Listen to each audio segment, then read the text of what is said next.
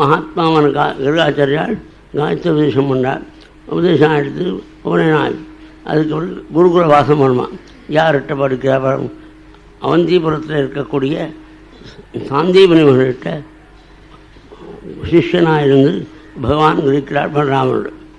64 தினங்களில் 64 கலைகளும் பகவான் அபிநயிக்கிறார்.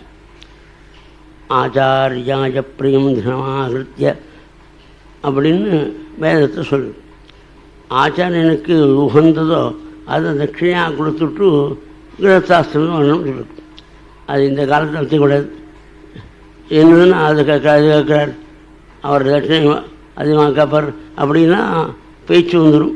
அதுக்காக கொடுத்ததும் வாய்மூண்டு இருக்கணும். பிரியம் தனமாகத்தியன்னு சாஸ்திரம் இருக்குது. அதனால் பிரபு ஆச்சாரியனை உங்களுக்கு என்ன வேணும்னு கேட்டார். அவர் பத்னி கலந்தார். பத்னி சொன்னாள், உலகத்து குழந்தைகள் மாதிரி இந்த குழந்தைகள் இருக்க, அதனால் உலகத்து குழந்தைகள்கிட்ட என்ன கேட்குறோமோ அது கேட்கப்படாது. அதனால் சாதிக்க முடியாத காரியத்தை பகவான்கிட்ட கேட்கணும். குழந்தை ரொம்ப நாளைக்கு முன்னால் பிரபாதீர்த்தத்தில் காணாமல் போனானே, அந்த குழந்தை போகணும் கழுவோம். மகாத்மாவான சாந்தீபன் வழி ஸ்ரீகிருஷ்ணன் சொல்ல, கிருஷ்ணன் சமுதராஜன்ட்ட வந்தார். அப்பா நீ அபகரிச்சிருக்கியா அந்த குழந்தைய கொடுத்து? நான் அபகரிக்கிறேன், பஞ்சதங்கிற அசுரன் அபகரிச்சிருக்கான்.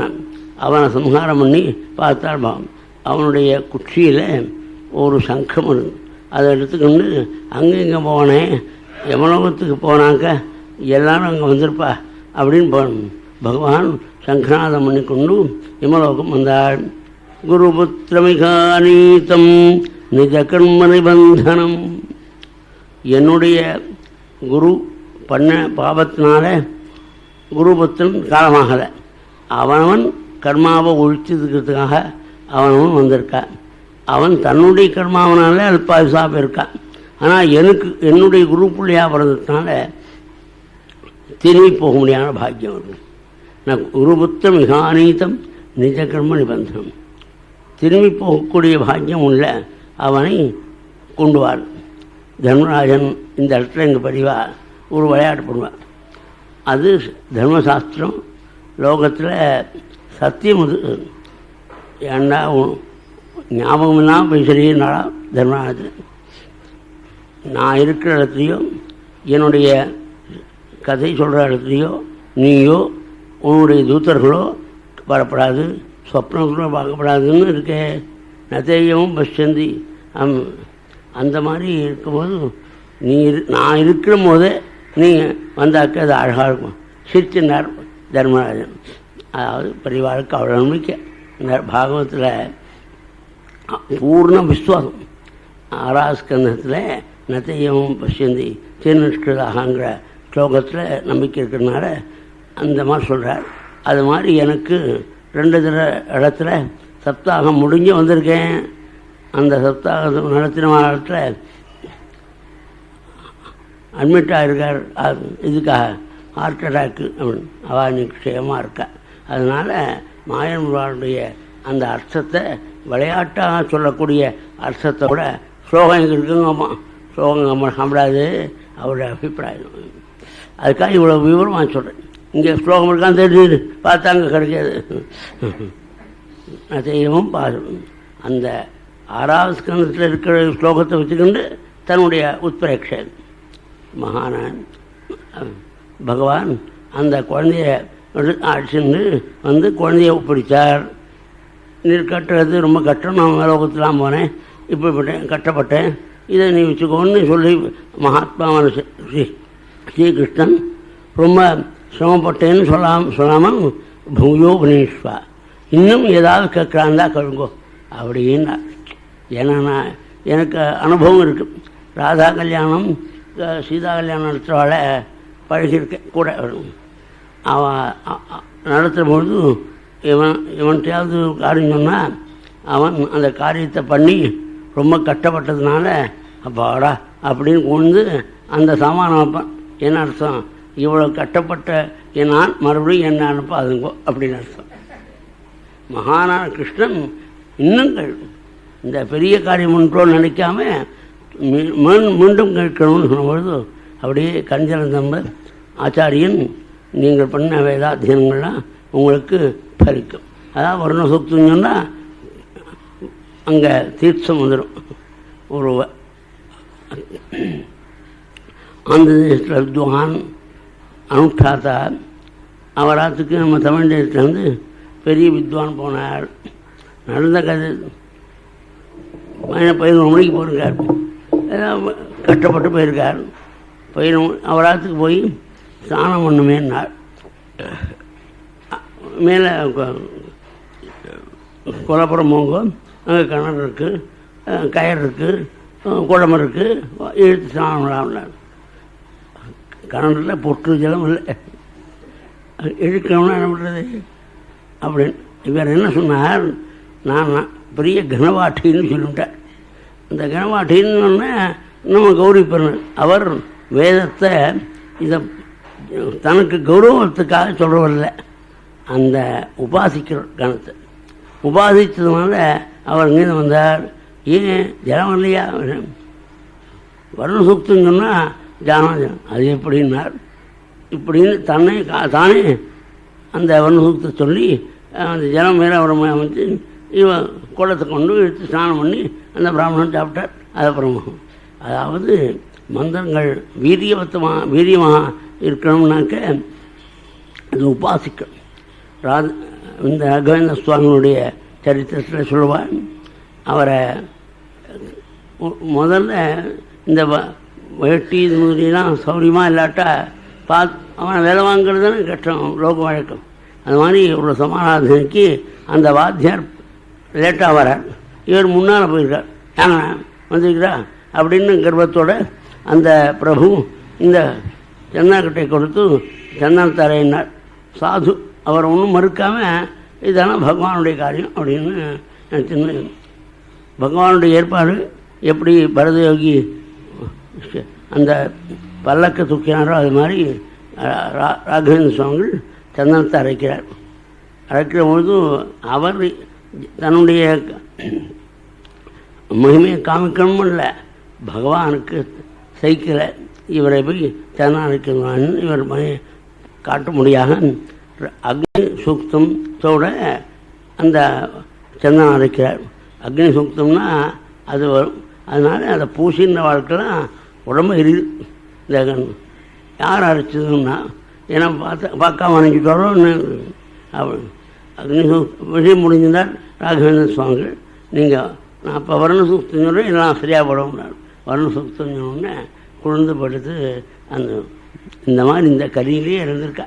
அந்த மந்திரம் பறிக்குங்கிறதுக்கு அந்த உபாசனம் இருக்கும். அந்த சில குணங்கள்லாம் படைக்கணும். இந்த குணங்கள் இல்லாமல் கேவலம் அக்ஷராசியை சொன்னாக்க இப்போ அந்த படிக்குவான்னு வேறு. அக்ஷராசின்னா எழுத்துக்களுடைய கூட்டம், அதை அத்தியனம் பண்ணுறா. அதுக்கு இவ்வளோ மகிமை. அதை உபாசித்து அதனுடைய காரியத்தை நடத்தக்கூடிய மகான்கள் இன்னும் இருக்காது. பரமாத்மா விடைபெற்று கொண்டு ஆச்சாரியத்தில் தன்னுடைய நகரமான மதுரைக்கு வந்தார். எப்படி இருந்த ஜனங்கள் நட்டல் அப்தனாய்வா, காணா போன பணம் கிடைச்சா எப்படி சந்தோஷம் ஏற்படுமோ அந்த மாதிரி சந்தோஷம் ஏற்படலாம். கிருஷ்ணனை பார்க்காத ஜனங்களுக்கு கிருஷ்ணனை பார்க்க முடியாத வாய்ப்பு ஏற்பட்டவுடனே சந்தோஷம் ஏற்படும். உத்தவன் அனுப்பிச்சார். எதுக்காக கோகுலம் அனுப்பிச்சார்? பரமசுகிருதே பக்தவர்யாய தாசாம் பக்தியுக்திரேகம் சகலபுவனே துர்லபம் தர்ஷயிஷ்ய. அபார பக்தன்தான் உத்தவன், பகவானுக்கு சிநேகிதன். அவனுக்கும் புரியாத பக்தி இலக்கணம் புரிவதற்காக கோகுலம் அனுப்பிச்சார். எதுக்கு? கோகுலத்தில் கோபிகளுடைய பக்தியினுடைய பெருமையை புரிஞ்சு கொள்றதுக்காக அனுப்பிச்சார் ராமசுவாமி. மகாத்மா உத்தவன் தேரில் சாயங்காலம் வந்தார். ராத்திரியெல்லாம் பேசின்னு இருக்கார். நந்தகோபுரம் யசோதையும் உத்தவமார். அப்போ நந்தகோபுரம் என்ன பண்ணுறார்? பகவான் பண்ண லீலைகள்லாம் சொல்லி அவன் முறவனா பாப்பேனான் இப்படி கஞ்சனம் விடுற பொழுது புண்ணியமதியான யசோதை காதால் கேட்டு கண் ஜலம் பிரவாகமாக விடுறார். அங்கா பிரவாகம் மாதிரி கண் அஸ்ரூணி அவாசாட்சிது புத்த ஸ்நேக பயோதராது. குழந்தைக்குள்ள அன்பனால தாரதையாக கஞ்சனம் பண்ணுறாள். இதை பார்த்தார் உத்தவன். யுவாம் சக்ஷிதமூணம் தைகிராமிகமானதா. லோகத்தில் ஜனங்களில் எவ்வளவு இருக்காள், நீங்கள் 2 பேர் தான் ரொம்ப பாக்கியம் பண்ணாங்க. எந்த பகவானிடத்தில் கடைசி நிமிஷத்தில் ஒரு க்ஷணம் மனசை வச்சு சகல கர்மாக்களும் நசித்து மோட்சம் அடைவனும் அந்த பகவானத்தில் நல்லபடியாக இருக்கும்பொழுது கஷ்டமெல்லாம் வராவது சௌரியமாக இருக்கிற பொழுது இவ்வளோ தூரம் பிரயோகிச்சிருக்கே. எஸ்மின் ஜன பிராணபியோகாலே க்ஷணம் மாமேஷ்யா மனோசுத்திம் நிகத்திய கர்மாசியம் ஆசுயாதி பராங்கதிம் பிரம்மமயா. அர்க்கவர்ணா அப்படி பேசிட்டு உத்தவனம் ராத்திரி பூரா பேசிட்டுருக்காள். சர்வைஷாம் ஆத்மனோக்கி ஆத்மான். பகவான் எல்லாருக்கும் பிள்ளை, எல்லாருக்கும் தாயார், எல்லாருக்கும் தகப்பனான்னு இப்படி பகவானுடைய பெருமை பேசிட்டு இருந்தால் ஒரு நாள் போகிறோமோ ஏவம் பிரபத்தோர் விதித்தான். அந்த ராத்திரி தான் போச்சு, பேச்சு நிற்கலே அர்த்தம். ஆனால் அனுஷ்டானத்துக்காக வெடிக்காலம் உடனே யமுனைக்கு போயிட்டார் மகாத்மா உத்தவம். இந்த கோபிகள்லாம் விடியற்காலம் வந்து சாணம் தெளித்து கோலம் போட்டு விளக்கேது வச்சு மாடுகளை கிடந்து தயிர் கிடையிறாம்.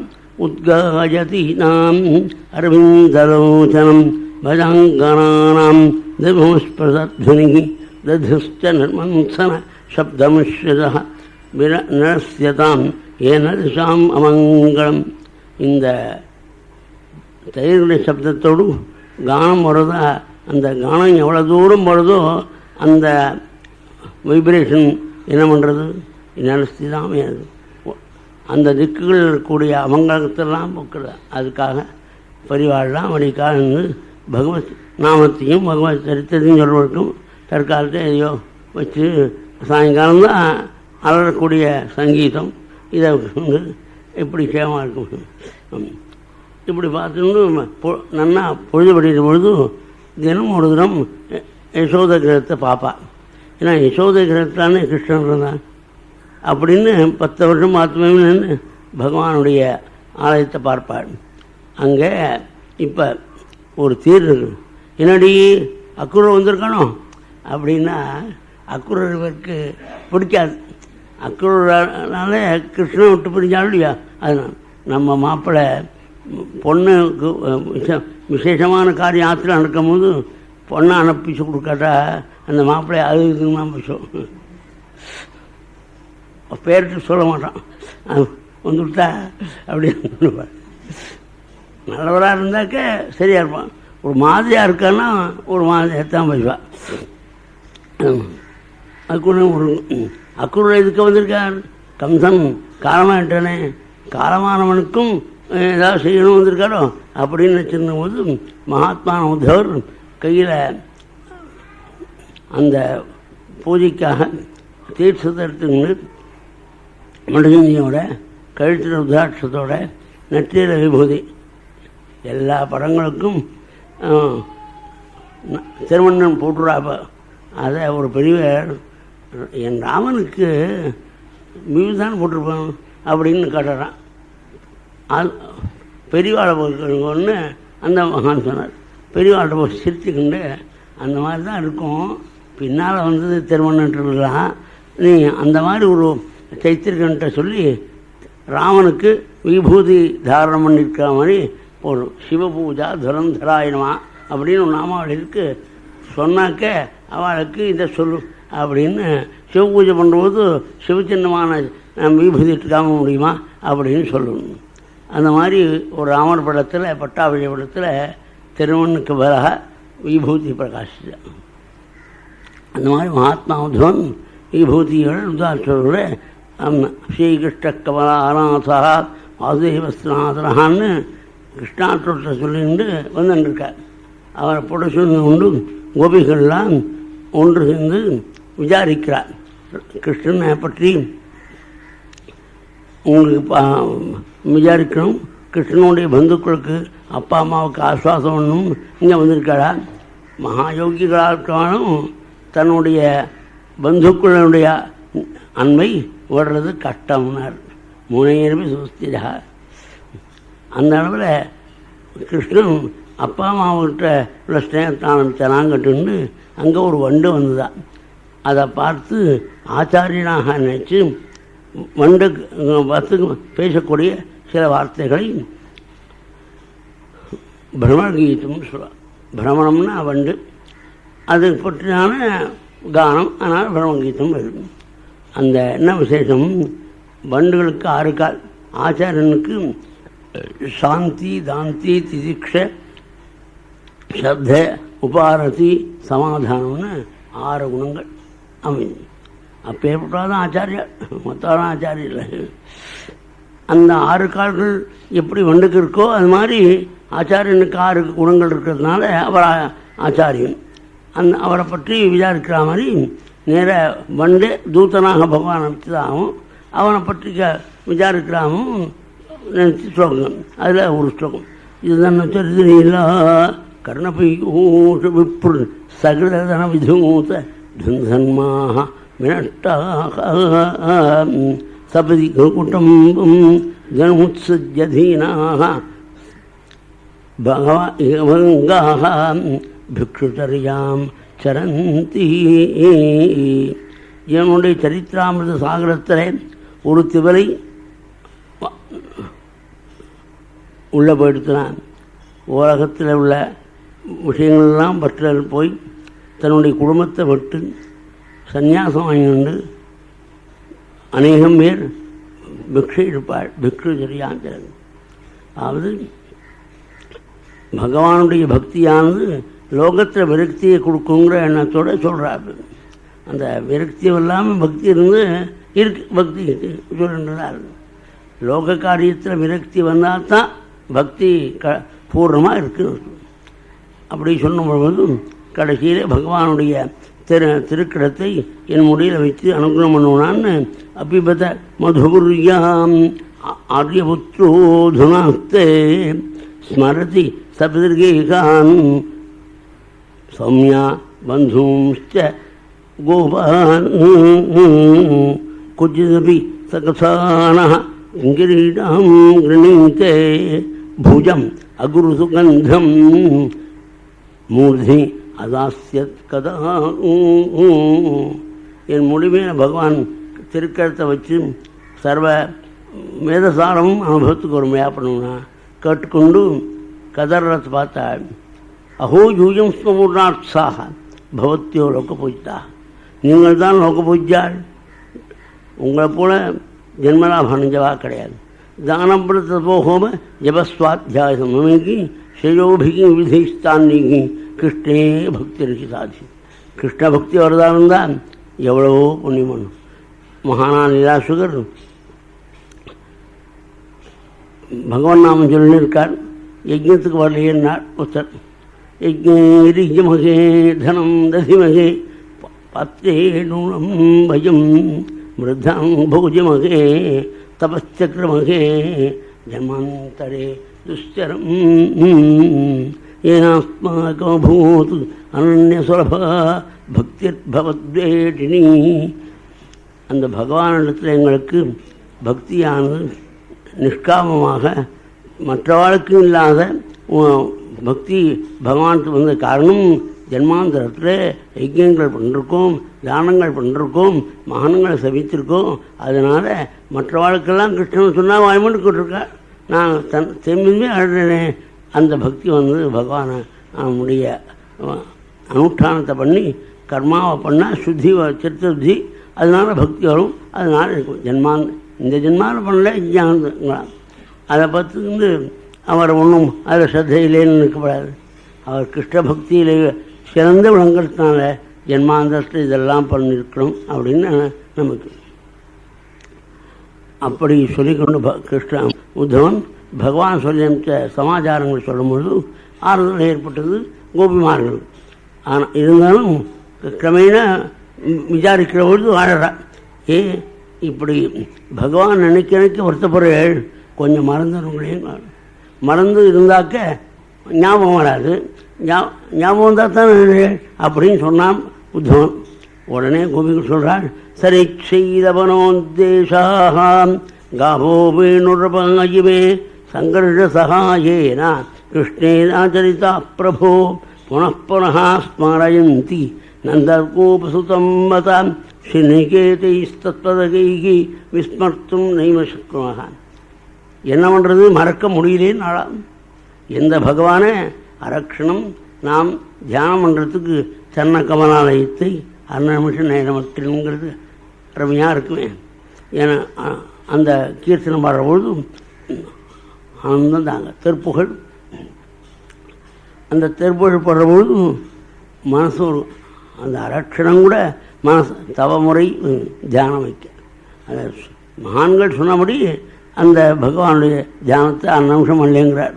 அதை தவமுறைங்கிறத பார்க்கணும். சட்டையெல்லாம் போட்டுக்கிண்டு சாப்பிட வேண்டிய சாப்பாடலாமல் பானங்களாம் சாப்பிட்னு நம்ம திருப்புகழ் பாடுறேன்னா அது வர பகவானுக்காக கிஞ்சித் தியாகம் ஏதாவது பண்ணணும். அதனால் பகவான் பதவி அப்பேற்பட்ட பகவானை நாமெல்லாம் தியானம் பண்ண முடியலேன்னு கஷ்டப்படுறோம். மறக்க முடியலேன்னு ஒரு ஆளை கொடுக்கும். எப்படி சொல்கிறார், ஏன் மறக்க முடியல? யமுனையை பார்க்குறது கலையோத்வாசம் வருது, புல்லாங்குழை பார்க்குறது வருமானம் ஞாபகம் வருது, கோவர்தவனை பார்க்குறது கோவிந்த ஒட்டாபிஷேகம் வருது. அவனை மறக்க முடியலேன்னு மறக்க முடியலேன்னு சொல்லிவிட்டு அந்த பகவான் நாமத்தை சொல்லி கதறாள். ஹே ராமா, ஹே நாசா, ஹே ரமாநாசா, பிரஜாநாசா, ஆர்த்தி நாசனா, மக்னமுத்தர கோவிந்தா, கோகுலம் ரீனாட்டமாத்து. இந்த கோகுலத்தை துக்கக்கடலேருந்து மீட்கணும்னு கதறாள். இதை பார்த்தார் உத்தவர். 1/2 நிமிஷம் நினைக்க முடியல நமக்கெல்லாம், 1/2 நிமிஷம் மறக்க முடியலேன்னு சொல்கிறாளே. இந்த பக்தி எப்பேற்பட்டது அப்படின்னு அவளுடைய பாதுரிய நமஸ்காரம் என்றாள். வந்தே நந்தௌரஜஸ்திரீணாம் பதரேணும் அபீக்ஷசா யாசாம் ஹரிகசோத்கீதம் புனாதி புவனத்ரயம். இந்த கோபிமார்களுடைய பாதுடைய நமஸ்காரம் பண்ணுறேன். எந்த கோபிகளுடைய கீதமானது, கோபிகா கீதமானது மூலகத்தையும் புனிதமாக்கிறதோ, புனாதி புவனத்ரயம், 3 லோகத்தையும் புனிதமாக்கக்கூடிய சக்தி அந்த 19வது ஸ்லோகத்துக்கு இருக்குன்னு சொல்லுது. புனாதி புவனத்ரயம். மகானான உத்தவன் ரொம்ப நாள் ஆயிடுச்சு. அப்படியே பகவானிடத்தில் ஈடுபாடோட பகவத் சரித்திரம் பேசுறதுனால கோபர்களுக்கெல்லாம் கோபிகளுக்கெல்லாம் தெரியல. க்ஷணானை ஆசம் கிருஷ்ணஸ்ய வார்த்தையா, கிருஷ்ணனை பற்றி பேசுறதுனால நேரமே தெரியல அவருக்கு. இப்போதான் வந்து அதுக்குள்ளே அவசரமாகிறாள். மதுரைக்கு நான் மந்திரியாக இருக்கேன், எவ்வளோ ஃபைல் இருக்கும், கழித்து போடாமல் இருக்கும், போகிறேன்னா இப்போ தானே வந்தால். ஏன்னா ஆசம் கிருஷ்ணஸ்ய வார்த்தையா, கிருஷ்ணனுடைய பேச்சு பேசுறதுனால இவளுக்கு 5 நிமிஷமாக தோன்றுறது அவர் போடுறது. நாமெல்லாம் இன்றைக்கி 14 நாள் ஆயிடுச்சு, இன்னைக்கு 15 நாள் ஆச்சுன்னு கணக்கு போட்டுருந்தா, அப்படியே 14 நாள் ஞாபகம் இருக்கு அவளுக்கு அப்படின்னு நினச்சி ஆச்சரியப்படணும். இதை கோபிகளுடைய பக்தியும் அந்த மனோநிலையும் கொஞ்சம் கொஞ்சம் தெரிஞ்சுக்கணும். அதுக்காக இதெல்லாம் சொல்கிறேன். ஆசம் கிருஷ்ணஸ்வாமி. நான் ஊருக்கு போகிறேங்கும் போது சில பேர் கிருஷ்ணன் எப்படி இருக்குன்னா, ஏதாவது ஒரு பட்சம் பண்ணிருப்பாள் அந்த மாமி, அதை கொடுப்பாள். இது எனக்கு ரொம்ப பிடிக்கும் அப்படின்னு சொல்லுவோம். ஒவ்வொரு காத்திரியும் அப்படி அவாவா இப்போ எது பண்ணுறாளோ அதை அன்போடு கொடுக்குறதுனால சுவாமி அதை ரொம்ப பிடிக்கும். அதனால் அவாவா பண்ணிக்கிண்டு காணிக்கைகளை பகவான்கிட்ட கொடுக்கணும்னா, அதாவது பெரியவா தரிசனம் பண்ணுறா உத்தரன்னா பிரதோஷம் உத்தரப்பவர் அது அவர்கிட்ட கொடுத்தனுவா சில சர்க்கரை முதலிய அது மாதிரி அது கொடுத்துட்டு என்ன சொல்லுவாள், தன்னுடைய பொண்ணுக்கு இந்த காரியம் பிள்ளை காரியம் உத்தியோகம் எடுக்கணும் இப்படியும் பேசுவோம். அதனால் இது வாங்கிட்டார் கணக்கில் என்ன சொல்கிறது சுவாமிகிட்டனாள். அவள் சொல்கிறா பாருங்க, வேறு எதுவும் சொல்லலை. எங்கள் மனசு இப்படி பகவானுடைய திருவடியை நினைக்கணும், எங்களுடைய வாக்கு பகவான் நாமத்தை சொல்லணும். நாங்கள் கர்மாவனால திரும்ப திரும்ப பிறப்போம். அப்படி பிறந்தாலும் எங்கே பிறந்தாலும் எந்த இடத்துல பிறந்தாலும் கிருஷ்ணனுடைய சரணத்தில் பக்தி வரணும்னு சொன்னார். வேற ஒன்றும் சொல்லலை.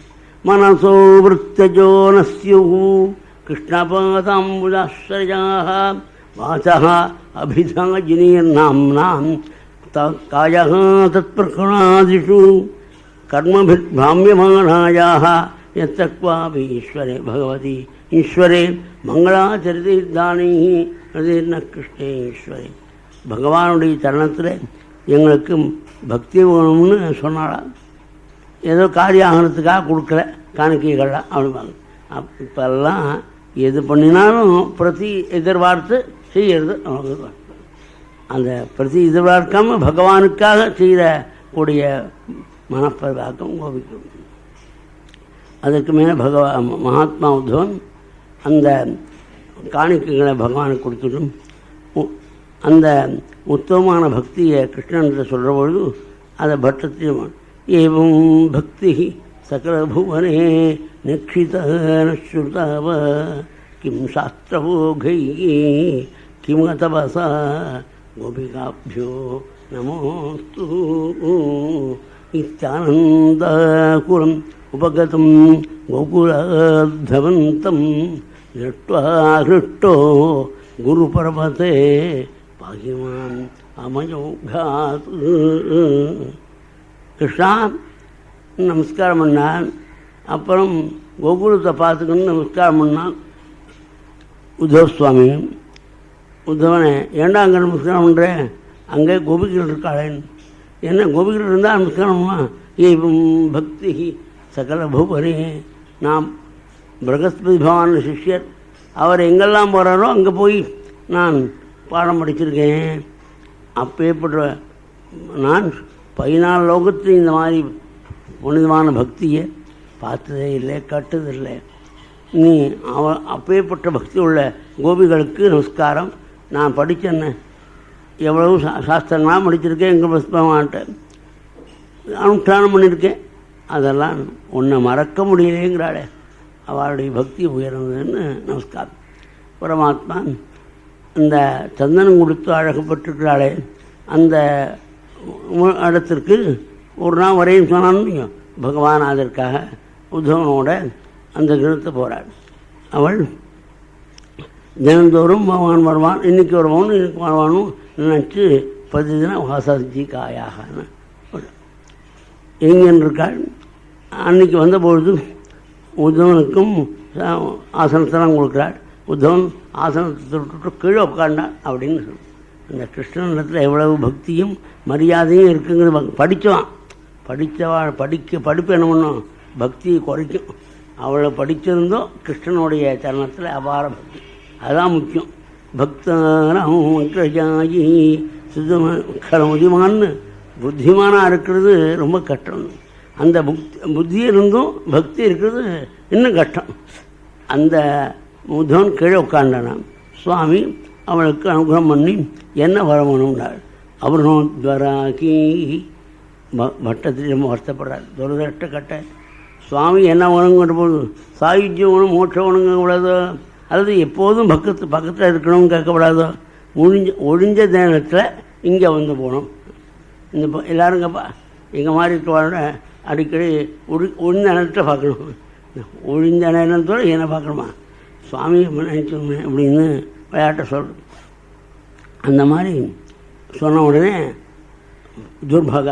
துரதிருஷ்டகாரின்னு மகிழ்ச்சி சொன்னார். இந்த அம்மாவை வைக்கிறதுக்கு அபிப்பிராயம் இல்லை. 4 ஸ்லோகம் நான் தாண்டி எடுத்தோம், அந்த கதையை முடிஞ்சிருத்தோம். இருந்தாலும் நான் அந்த அம்மாவை வைக்கிறதுக்காக துர்பகான்னு சொல்ல.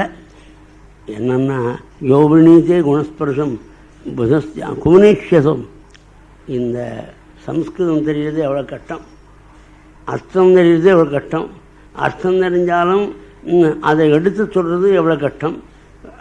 அப்பேற்பட்ட நிலைமை வந்தபோது ஃபோரம் போகணும், ஸ்டேஜ் போகணும். அது மாதிரி பகவான் விஷயத்தை அப்படி சொல்வேன், இவ்வளோ கூட்டம் இருக்கணும், இன்னும் பணம் வேணும்னு கேட்டான்னா யோராராத்தியம் சமாராத்திய விஷ்ணும் சர்வேஸ்வரீஸ்வரம் யோ விரணீத்தே மனோகிராஹ்யம் அசத்வாத் குமனீஷி அசௌ. மனீஷினா வித்வான், குனாக்க மட்டமான வித்வான், குமனீஷி அசௌ. அதனால் இன்றைக்கி லோகத்தில் பெருசாக இருக்குங்க. அது அவர் பெரிய மனுஷன்னா அவர் நிறையா உபன்யாசம் இருக்குது, அவருக்கு பணம் இருக்குது, அது இருக்குன்னு சொல்வார். அவனை பாகவதம் என்ன சொல்கிறது, குமனீஷி அசௌ. இது இவ்வளோ தூரம் கஷ்டப்பட்டு சம்ஸ்கிருதம் படிக்கணுமா, கட்டமட்டு பாராயணம் பண்ணணுமா, கட்டப்பட்டு அர்த்தம் தெரிஞ்சுக்கணுமா, அதுக்கப்புறம் எடுத்து சொல்கிற சக்தியை வந்துங்க இதை ஜனங்களுக்கு சொல்லணும்னு இதுக்கு பணம்னு அதை அப்படியே வாங்கி விடானே பணம், அந்த புண்ணியம் பூரா கேஷ் பண்ண விடானே. அதனால் தன்னுடைய வித்வத்தை பரமாத்மாவுக்கு அர்ப்பணம் பண்ணாமல் உலகையில் ஈடுபட்டிருக்கானே அந்த வித்வானை சொல்கிறதுக்காக சொல்கிறேன் அப்படின்னு நன்னா படிக்கிறவ தெரிஞ்சவா புஸ்தகம் வச்சுன்னு பார்க்குறா. இந்த ஸ்லோகம் முடிஞ்சுடுறது, யுர்பகா இதம் அயாச்சிதா, அதுக்கு மேல் 4 ஸ்லோகத்தில் வேறு விஷயங்கள் வருது. அப்படி நடுவில் இதை சொல்கிறதுனால சுகருக்கு